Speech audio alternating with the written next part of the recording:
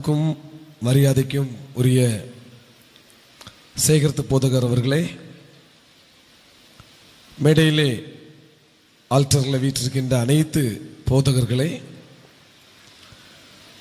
திருமறைப்பள்ளி சேகர செயலர், கணக்கர், பொறுப்பாளர்கள், சேகர செயலர், இங்கிருக்கின்ற இந்த திருச்சபையின் பொறுப்பாளர்கள், போதகர் குடும்பம் மற்றும் திருமறைப்பள்ளி பொறுப்பாளர்கள், சேகர ஒவ்வொரு திருச்சபைகளின் பொறுப்பாளர்கள், பிள்ளைகள், ஆசிரியர்கள், பெற்றோர் அனைவருக்கும்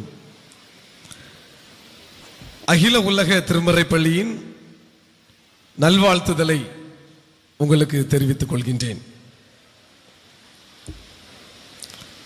கடந்த ஒரு சில வருடங்களுக்கு முன்பு சென்னை மெட்ராஸ் கிறிஸ்டியன் கல்லூரியிலே ஒரு நிகழ்வுக்காக சென்றிருந்தேன். அந்த நிகழ்வு முதல் நாள் முடித்து மாலையிலே நான் படித்த கல்லூரியானதால் சுற்றி பார்க்கலாம் என ஆசித்து இந்த கல்லூரி முன்பக்கம் செல்கிற போது ஒரு கூட்டமாக இருந்தது. என்ன என்றால், ஒரு அழகிய இளம் பெண் நல்ல உடை அணிந்திருந்தால், நல்ல அணிகலன் அணிந்திருந்தால், நன்றாக பேசுகிறாள், ஸ்போக்கன் இங்கிலீஷ் மிக சிறப்பாக ஃப்ளூவன்சியா லாங்குவேஜ் இருக்கிறது, நல்ல இடத்திலே வேலை செய்கிறாள். ஆனால் அவளால் சரியாக நிற்க முடியவில்லை. அவளுடைய கால் தள்ளாடி கொண்டிருக்கிறது. ஏனென்றால் அவள் போதையில் வீழ்ந்திருந்தாள். அன்புக்குரியவர்களே, இந்த காலகட்டத்திலே உலக கல்வியில் சிறப்பாக நம்முடைய பிள்ளைகள் சிறந்து விளங்கி கொண்டிருக்கிறார்கள். ஸ்டேட் போர்டா இருக்கட்டும், மெட்ரிகுலேஷன், இன்டர்நேஷனல் சிலபஸ், சிபிஎஸ்இ, இல்ல அதுக்கு மேல உயர் கல்வியில ஹையர் எஜுகேஷன்ல ஏஐ, குவாண்டம் கம்ப்யூட்டிங், இப்படி போயிட்டே இருக்காங்க. அறிவிலே சிறந்தவர்கள், ஆற்றலிலே சிறந்தவர்கள். ஆனால் சில நேரங்களிலே அவர்கள் தடமாறி நிற்கிறார்கள். இதற்காக தான் அன்று ராபர்ட் ரைட்ஸ் அவர்கள் ஒரு கிறிஸ்தவ கல்வி பிள்ளைகளுக்கு சரியாக போதிக்கப்பட வேண்டும் என்று சொல்லி அதை நிலைநிறுத்தினார்கள் என்று நாம் அறிவோம். கிறிஸ்தவ கல்வி திருமறை பள்ளி இன்று நம்முடைய திருச்சபைகளிலே மிக சிறப்பாக நடைபெற்றுக் கொண்டிருக்கிறது. எதற்கு என்றால், அதன் நோக்கம் என்னவென்றால், கடவுளை அறிந்து நேசிக்க வேண்டும். வேதத்திலே பல சத்தியங்கள், பல வாசனங்கள், பல கதைகள், பல ஓமைகள், இதன் மூலமாக இயேசு கிறிஸ்துவை நாம் அறிந்து கொள்ள வேண்டும். பிள்ளைகள் அறிந்து கொள்ள வேண்டும். பிள்ளைகள் இறைவனை நேசிக்க வேண்டும். இது முதல் படியாக சொல்லப்படுகிறது. இரண்டாவதாக, இயேசு கிறிஸ்துவின் போதனைகளை பின்பற்ற வேண்டும். இயேசுநாதர் இந்த உலகத்திலே எதற்காக வந்தார், எப்படி மனு மக்களிடத்திலே நடந்து கொண்டார், எப்படி எல்லாரிடத்திலும் அன்பு கூர்ந்தார், பிறரை மன்னித்தார், ஒற்றுமையாக வாழ வற்புறுத்தினார்.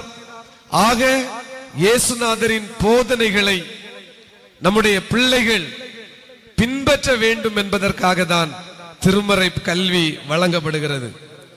அது மட்டுமல்லாது சமூக உணர்வை வளர்த்து கொள்ள வேண்டும். ஒருவருக்கொருவர் அன்பாக வாழ வேண்டும், ஒருவருக்கொருவர் விட்டு கொடுத்து வாழ வேண்டும். இப்படியாக இறைவனுடைய நல்ல போதனைகளை நம்முடைய பிள்ளைகள் அறிந்து கொள்ள வேண்டும். அது மட்டுமல்லாது முழுமையான மனிதராக வாழ வேண்டும், அறிவு பெற வேண்டும், நல்ல மனம் பிள்ளைகளிடத்தில் இருக்க வேண்டும், நல்ல ஆன்மா, நல்ல சோல், அதாவது புனித புனிதமாக இறைவனோடு உள்ள உறவிலே பிள்ளைகள் நிலைத்திருக்க வேண்டும் என்று சொல்லிதான் திருமறை பள்ளி, திருமறை கல்வி நமக்கு நம்முடைய பிள்ளைகளுக்கு வழங்கப்படுகிறது. நீதிமொழிகள் 22ஆம் அதிகாரம் 6வது வசனத்துல சொல்லப்படுகிறது, பிள்ளையானவன் நடக்க வேண்டிய வழியிலே அவனை நடத்து, முதிர் வயதிலும் அவன் அதை விடாதிருப்பான். இதற்காக தான் திருமறை பள்ளி. இதிலே மிக முக்கியமானவர்கள் நம்முடைய சேகர ஒன்றியம், நம்முடைய திருச்சபைகள். பிள்ளைகள் இன்று சிறப்பாக தங்கள் தாளந்துகளை வெளிக்கொண்டு வருகிறார்கள்.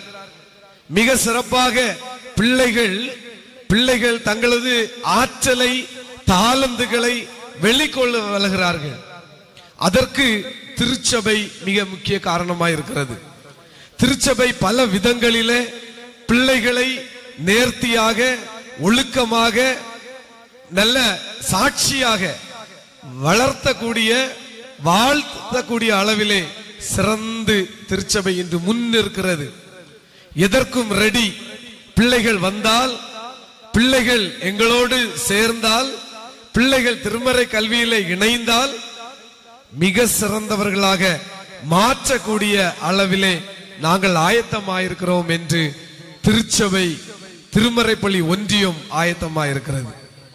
அதுபோல மிக முக்கியமானவர்கள் ஆசிரியர்கள்.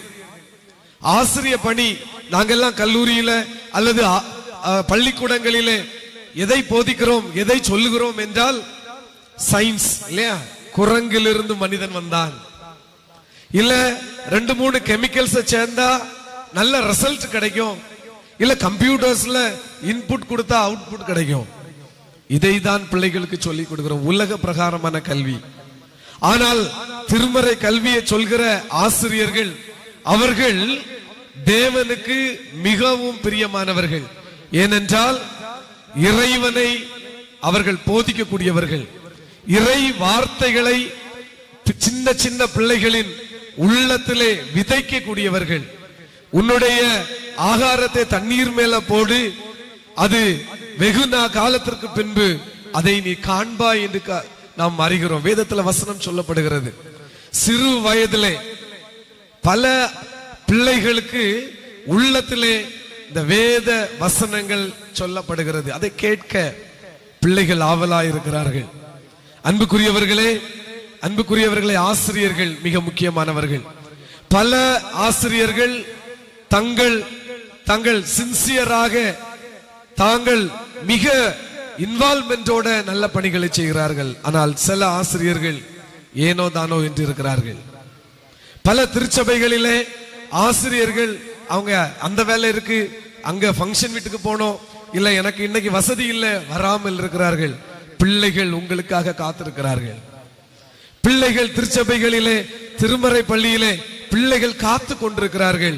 இன்று இறை வார்த்தை எங்களுக்கு சொல்லப்படும் என்று. அன்புக்குரிய ஆசிரியர்களே, சிறப்புக்குரிய ஆசிரியர்களே, உங்கள் பிள்ளைகளை நீங்கள் தினந்தோறும் உங்கள் ஜெபத்திலே நினைத்துக் கொள்ளுங்கள். உங்கள் பிள்ளைகள் பள்ளிக்கூடங்களுக்கு செல்கிற போது, உங்கள் பிள்ளைகள் கல்லூரிகளுக்கு செல்கிற போது பாவம் செய்யக்கூடாது.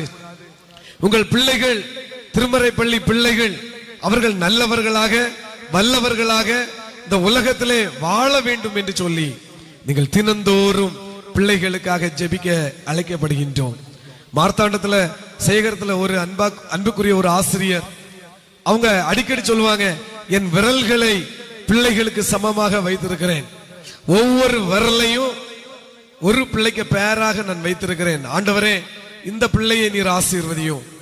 இந்த பிள்ளை இன்னைக்கு ஸ்கூலுக்கு போற நேரம் பாவத்துல விழுந்து கூடாது, ஒழுக்கமா இருக்கணும், நல்ல கல்வி கற்க வேண்டும், நல்ல பெற்றோருக்கு அவங்க நன்றாக கீழ்ப்படிய வேண்டும். இப்படியாக ஒவ்வொரு விரலை பிடித்து கொண்டு தன் இல்லத்தின் கடமைகளை செய்கிற போது சொல்லி சொல்லி ஜபிப்பார்களாம். ஆசிரிய பணி புனித பணி. மாதா பிதா குரு தெய்வம், தெய்வத்துக்கு அடுத்தபடியாக ஆசிரிய பணி. ஒருவேளை சம்பளம் இல்லாத பணியா இருக்கலாம், கொஞ்ச நேரம் தான் வாரத்துக்கு பிள்ளைகளை நான் போதிக்க முடிகிறது. அன்பான ஆசிரியர்களே, நீங்கள் பிள்ளைகளை நல்வழியிலே நடத்துகிறீர்கள், உங்களை வாழ்த்துகின்றோம். அடுத்தபடியாக இந்த திருமறை கல்வியிலே மிக முக்கியமானவர்கள் பெற்றோர். பெற்றோர், அன்புக்குரிய சேகர்த்து போதகர் சொன்னது போல, உங்கள் பிள்ளைகளை ஆலயத்திலே நீங்கள் விடுங்கள். ஆலயத்திலே பிள்ளைகளை அழைத்து வாருங்கள். நிறைய பிள்ளைகள் ஏனோ தானோ என்றுதான் திருமறை பள்ளியிலே விடுகிறோம். முழு இன்வால்மெண்டோட பிள்ளைகளை பெற்றோர் அனுப்ப வேண்டும். அன்று அன்னாள் தான் பெற்ற காலம் கடந்து பெற்ற பிள்ளையை ஆலயத்திலே ஏலியின் இடத்துல கொண்டு விட்டாள். அந்த பிள்ளை ஆலயத்திலே வளர்க்கப்பட்டது. அதனால பிற்காலத்திலே சிறந்த தீர்க்கதரிசியாய் மாற்றப்பட்டார். இஸ்ரவேல் 2 பெரிய அரசர்களை அபிஷேகம் பண்ணக்கூடிய அளவிலே அந்த சாமுவேல் வளர்ந்தார், வளர்ப்பிக்கப்பட்டான். ஆலயத்திலே அன்புக்குரிய பிள்ளைகளை நீங்கள் விடுங்கள் என்று அன்பாக கேட்டுக்கொள்கின்றோம். அடுத்தபடியாக ஆலயத்திலே திருமறை கல்வியிலே சொல்லப்படுகின்ற வார்த்தைகளுக்கு முன் உதாரணமாயிருங்கள். இங்கு பிள்ளைகளுக்கு சொல்லப்படுகிறது, பொய் சொல்லக்கூடாது, பிறரை அவமானமாய் பேசக்கூடாது, எல்லாரிடத்திலும் அன்பாயிருங்கள் என்று பிள்ளைகளிடத்துல கற்று கொடுக்கப்படுகிறது. அந்த பிள்ளைகள் வீட்டுக்கு வருகிற போது பெற்றோர் மாறி மாறி சண்டை போடுகிறதுனால் வருகின்ற வார்த்தைகள், மற்றவர்கள் அழைக்கிற போது வீட்டில் இருந்து கொண்டு போன்ல நான் வீட்டுல இல்ல, நான் வெளியில இருக்கிறேன், பொய் சொல்கிற நிலைமை. முன் உதாரணமாய் இருக்க அழைக்கப்படுகின்றோம். ஒவ்வொரு நேரமும் நம்முடைய பிள்ளைகள் நம்மை வாட்ச் பண்றாங்க, நம்முடைய பிள்ளைகள் நம்மை பார்க்கிறார்கள். அவர்கள் திருமறை பள்ளி கல்வியில கற்று வருகின்ற வார்த்தைகளை அதற்கு மாறாக தலைகுப்புறமாக நாம் இல்லத்திலே நடந்து கொண்டோம் என்றால் அது பிரயோஜனம் இல்லை. அன்புக்குரிய பெற்றோரே, முன் உதாரணமாயிருங்கள். பிள்ளைகளுக்காக ஜெபம் பண்ணுங்கள், பிள்ளைகளுக்காக ஆண்டவருக்கு நன்றி சொல்லுங்கள், முறுமுறுப்பாய் இருக்காதீர்கள். கடைசியாக மாணவர்கள், பிள்ளைகள் சங்கீதம் 127:4-5 சொல்லப்படுகிறது, பிள்ளைகள் கர்த்தரால் வரும் சுதந்திரம். நேரம் இல்லை, சொல்லலாம். பிள்ளைகள் கர்த்தரால் வரும் சுதந்திரம். இன்னைக்கு பிள்ளைகள் கட்டுப்பாடு அற்று வாழ்ந்து வருகிறார்கள். இல்லத்திலே கட்டுப்பாடு இல்ல, பள்ளிக்கூடங்களில் கண்ட்ரோல் இல்ல, அதோடு கல்லூரிக்கு வருகிறார்கள், நிர்விசாரம் அதிகமாக இருக்கிறது.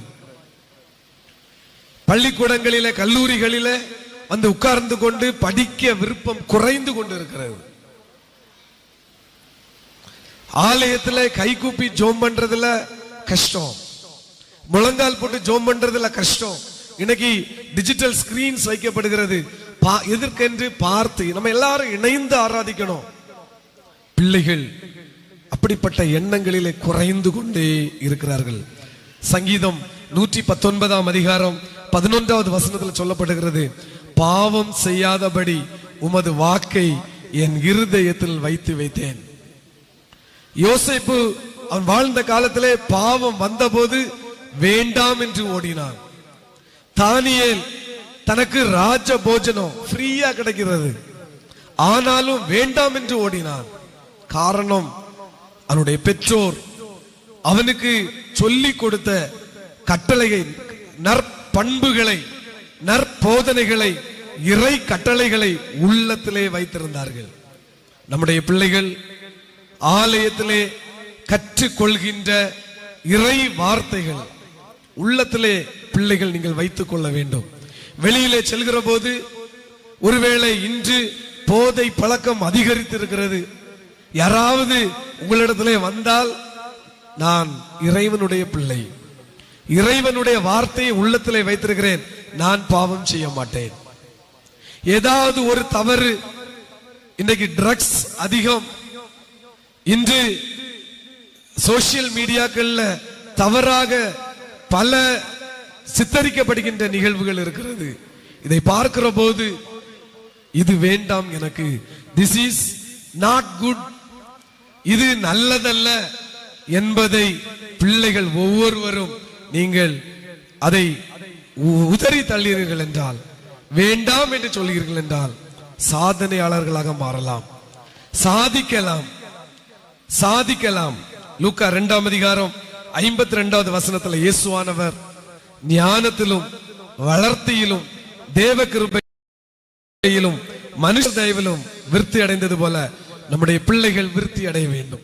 அதற்காக தான் சபை, அதற்காக தான் சேகரம், அதற்காக தான் ஆசிரியர்கள், அதற்காக தான் பெற்றோர்கள்.